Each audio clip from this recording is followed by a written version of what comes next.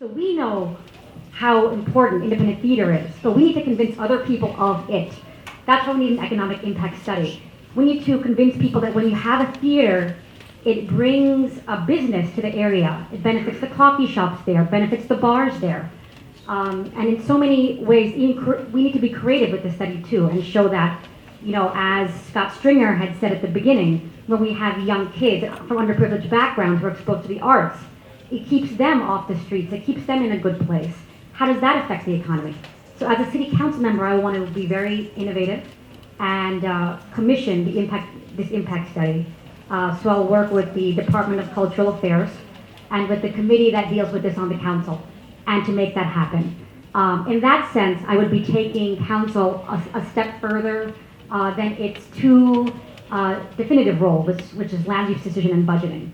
But that's the kind of council member I want to be. I want to be energetic and responsive and do those kind of innovative things for important causes like this one. Thank you so much.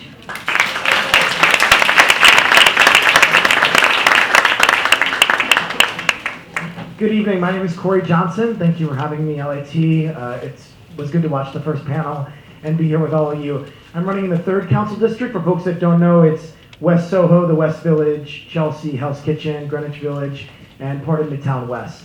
I am currently chair of Manhattan Community Board 4, and I want to address the first one, which is create access to low-cost or no-cost community facility space.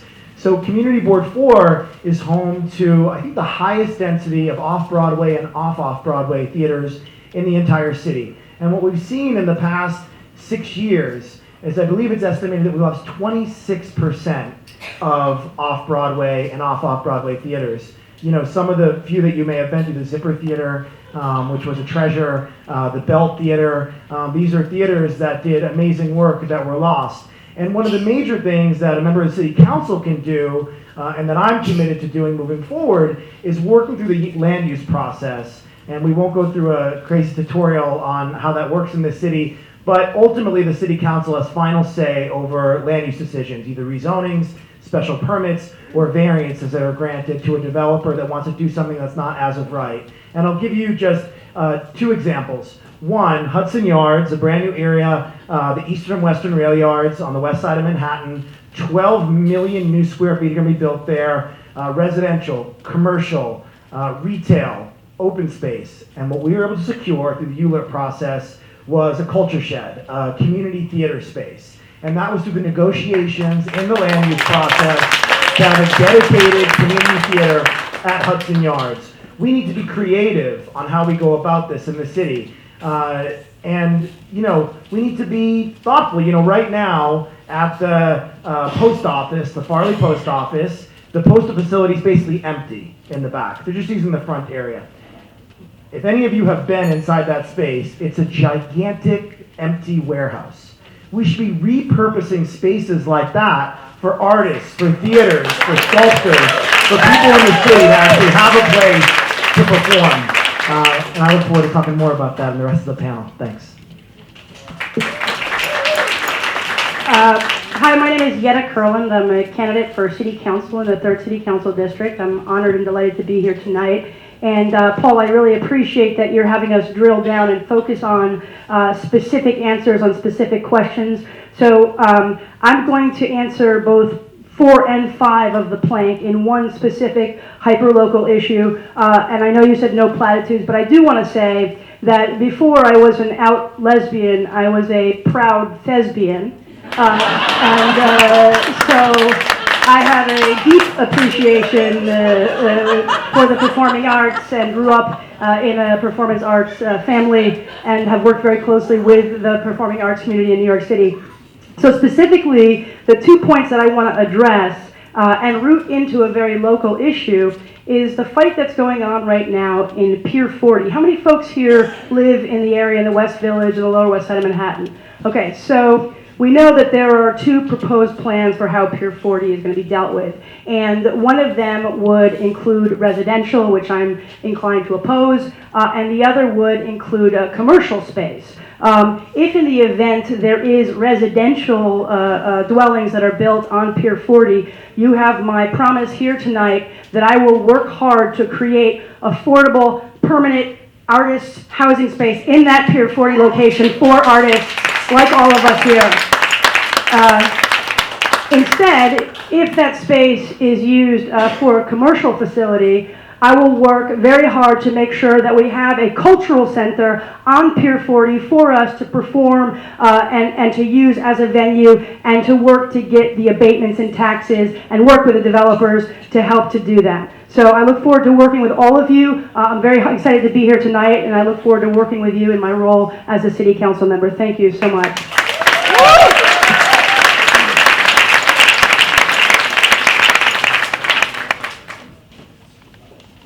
Good evening.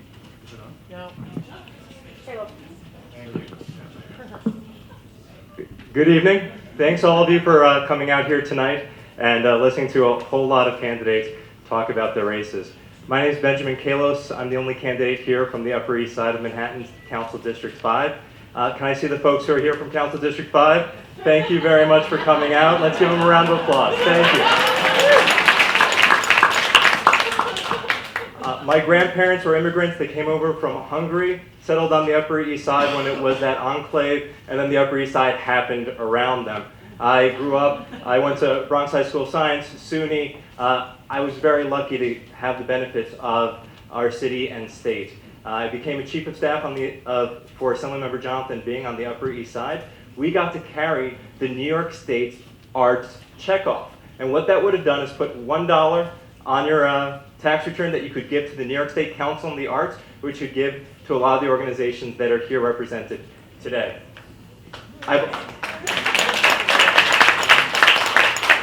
But that's not quite enough, because we like to do things. So does anyone here know about the tank?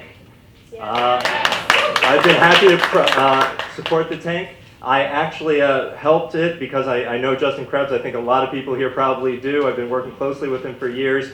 And I got lucky because after we supported the tank, I was running a campaign to get a corrupt senator out of the Senate, and we did a Laughing Liberally show. I got to help produce it, and oh my God, was that hard. So I'm also the tech candidate, and so over here is my Twitter hashtag. I will be the only candidate you see other than Yetta here who will be offended if you do not have your phones out and you're not tweeting about it. If you hear something, thank you back there. If you hear something you disagree with, tweet it. If you hear something you agree with, tweet it. Let me get to the quick end to it. I'm the guy who put all the voting records online in Albany. The piece of the platform I want to address is putting the database online. And so we're a campaign about now. I don't care about getting elected, I care about getting things done. So what I need your help with is I want to work with you and the Mayor's Office for Film, Theater, let that resonate with you, theater, and broadcasting, and build a product similar to Fractured Atlas for the New York City Performing Arts.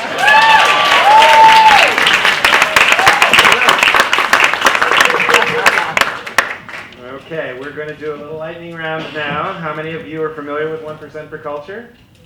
How many of you are willing to endorse it tonight?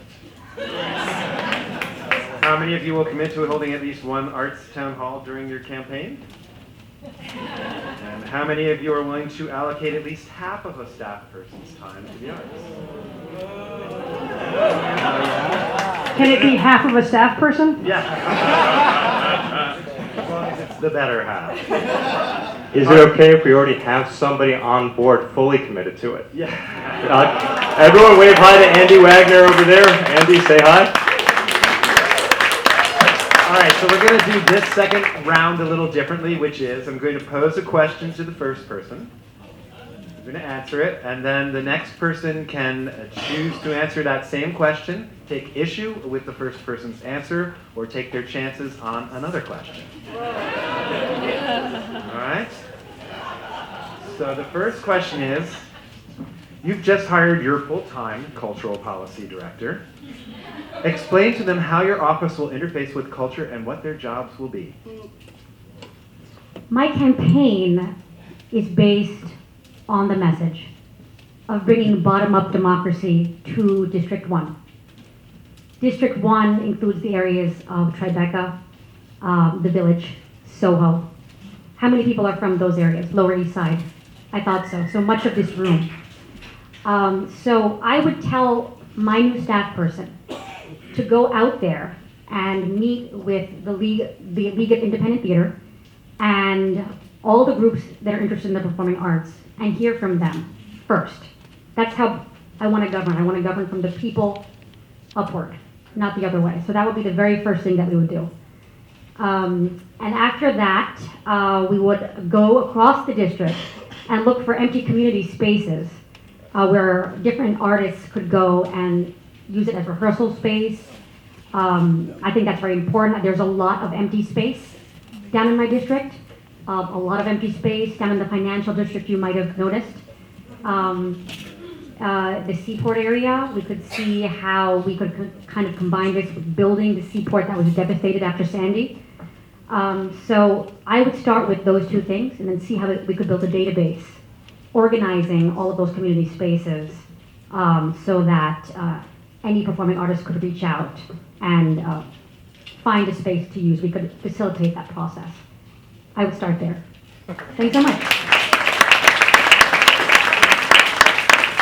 I'm happy to answer that question as well. Great, go for it. So I think that arts issues actually, they cross every issue.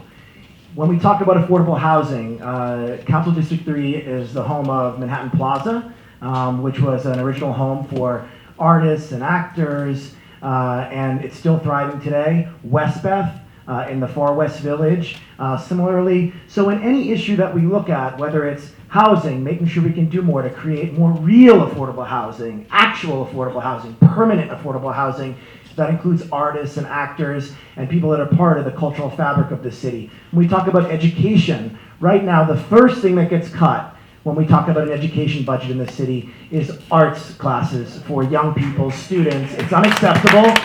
It's one of the most important parts of education, and we need to do more to actually have dedicated money to arts education in this city. And then lastly, there are so many local worthy organizations that do an incredible amount of work. And part of what I think we need to do as elected officials is to elevate them, to give them a platform, to go to events, to include them in community letters, to set up forums, to actually make sure that arts and theater and culture are fully integrated in everything that we do as elected officials. It's one of the reasons why New York is looked at as one of the best cities in the world, because of artists and actors and our culture here. And it's also a huge economic factor here. So much money, tens of billions of dollars, comes into New York City because of the arts. We need to encourage that, and we should do that across all issues that we work on as local council members.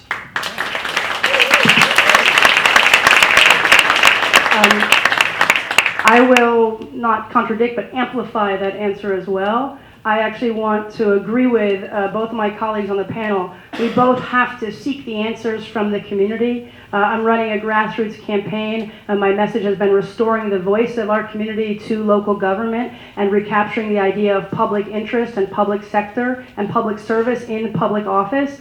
I also think that, of course, we all know the issues that impact the performing arts community. Many of us are performing artists. And the two things that I would do with my staff member is first to say, be yourself and express yourself, and that's what I've tried to do my whole life. By fighting for a place to be myself, to express myself. I was a trained classical trumpet player. I grew up in performance arts venues. I grew up in Buffalo with Hall Walls and Squeaky Wheel when those were just coming of age. In New York City, I've had the honor to perform at various venues here. I think just having somebody who is in that world, being a part of the electoral policy and the electoral process is really, really powerful. And the second thing is I would amplify the idea of we need to go out and really advocate for the issues. The issues that face our community as performance artists are the same issues that face communities of color, and the LGBTQ community, working class and working families, middle class families. There is a huge imbalance in this city. There is too much privatization happening. As every luxury condominium goes up, a performance art space closes. As every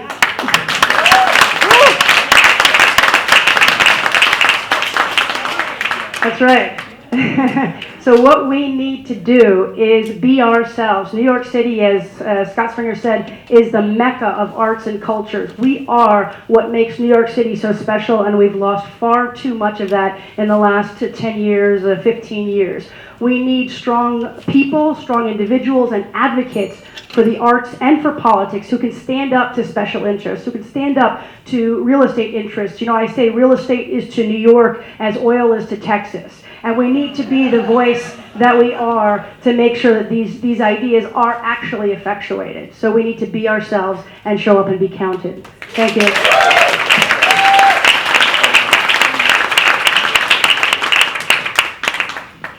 I'm afraid if I come across as impatient, but I want to do things now. So, as you heard when I was, yeah, exactly, now, let's get it done. We want to do the database. We don't want to wait till we get elected. We want to do it now. We want to take whatever Fractured Atlas has done with its New York City performing arts spaces and make sure that it's broadened to include more. So this question is about what is my staffer going to do, but I want to first talk about what they're already going to be working on. So if Litany will work with us, we'd like to get it started now. We'll reach out with you to Mayor's Office for Film, Theater, and Broadcasting and start getting it done so you actually have a candidate doing something instead of just promising they'll do something. As a candidate, if you look at our newsletter, you can go online, all of our newsletters are there, you will see activities, arts, off Broadway type events, and anyone here, if you want to email us, all of you should have one of these. Send us an email with your event. We'll include it in our newsletter. One of the first things that my person on my staff will do is reach out to the community and make sure that it's in our newsletter. You're also looking at the gentleman who created the New York City political calendar, which was a crowdsourced calendar where anyone in New York City could put their fundraisers. Some people here have put their fundraisers on the New York City political calendar. Part of the campaign will be making sure that anyone in your community, especially those in District 5, can put your events on my site. You won't actually have to go through me. You'll just be able to log on to my site, put it on there. And if there's enough interest, I'm happy to do it now as a part of my campaign, not once I get elected. The last piece is just, we've got an open platform. So again, please visit kallosforcouncil.com. I put 100 ideas up there. They're solutions for a better city. There's about 26 from people just like you. The 3 of you from my district, I definitely want to hear your ideas, but the rest of you, you too. Please go to kallosforcouncil.com, share your solutions, and the first thing that my staff person will do will be reaching out and making sure we start getting some of these solutions a reality. Okay, great. So now we have 1 minute wrap-ups for each candidate. I'm happy to always be the one going first. So Jenifer Rajkumar, I'm happy to be the only candidate from my district here tonight. And I want to tell you exactly where I stand on the political spectrum when it comes to art. There's Plato, who said, ban all the poets, ban all the artists.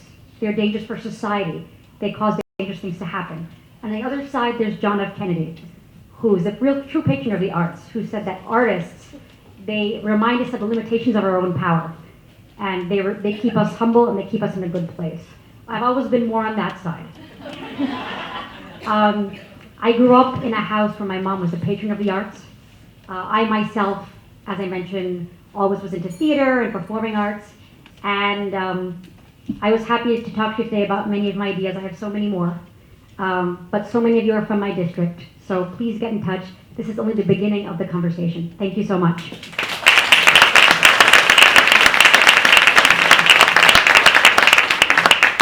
Thank you all for coming tonight. Thank you to LIT for having this.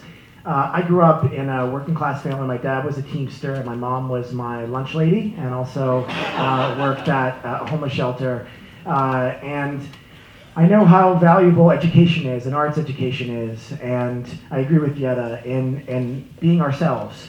In my 8 years on Community Board 4, we've been able to do some pretty incredible work in advocating for artists and folks that don't have a voice. And I want to be that on the council. In 2008, the Innovative Theater Foundation commissioned a study. And as I mentioned before, they found that 26% of all mid-sized theater spaces have been lost. And to combat these losses, Community Board 4 put together a theater task force, and David Pincus is here, and David Gruber, and Robin Rothstein, and David Diamond all worked in getting a resolution passed at all 12 community boards calling for tax abatements and supporting local theaters. I was part of that, I supported that, and that's what I want to do on the council. I want to be a voice for artists, actors, and cultural institutions in this city, and I look forward to working with all of you. So thank you.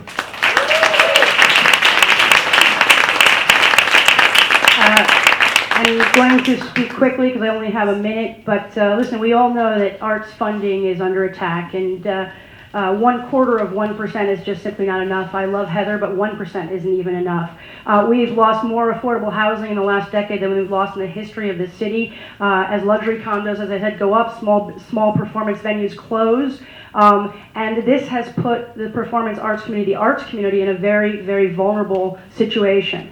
And of course, we need to invest in the arts. And to do that, we invest in affordable housing, we invest in the fight for single payer and universal health care, and in increased funding for the arts. But we can also do this by marrying the natural pairing of the arts and politics, which is what's so special about tonight. And I want to thank everybody, David and John and everybody who's involved tonight, and LIT, and to ensure that we have electeds who invest in the arts. What better way than to invest in candidates who come from the arts community? I've worked to represent street artists who have been unfairly fined and penalized for selling their work. I've worked as a pro bono attorney to defend artists when their landlords are trying to evict them from rent-stabilized and rent-controlled apartments. I've helped arts organizations negotiate the legal wranglings, and I'll continue to be a voice for you in City Council. Thank you so much.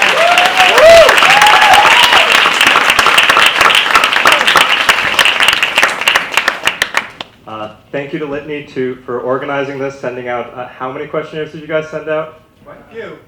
Quite a few. Thank you all for being here on a night that you could be out celebrating the arts, and instead you're in here listening to us. So thank you for being there, and I hope that all of you do go and spend your dollars at off-Broadway theater and other independent theaters. I'm a creative. I'd really love your help getting elected so that we actually have one of our own in office. So instead of everyone having to beg politicians to do the right thing and sending questionnaires that are very educational, but the point is, politicians, people who are running, should already know these answers and should already know about the databases that are available and already be willing to work on it. I ask for your support tonight, not only because I'm the only candidate here, but because I care and I want to do something with you. So all of you at Litany, please help me do this now. This isn't a campaign promise. Let's get this done before I get elected, and then we can focus on the rest of your agenda. Thank you. Thank you, everyone.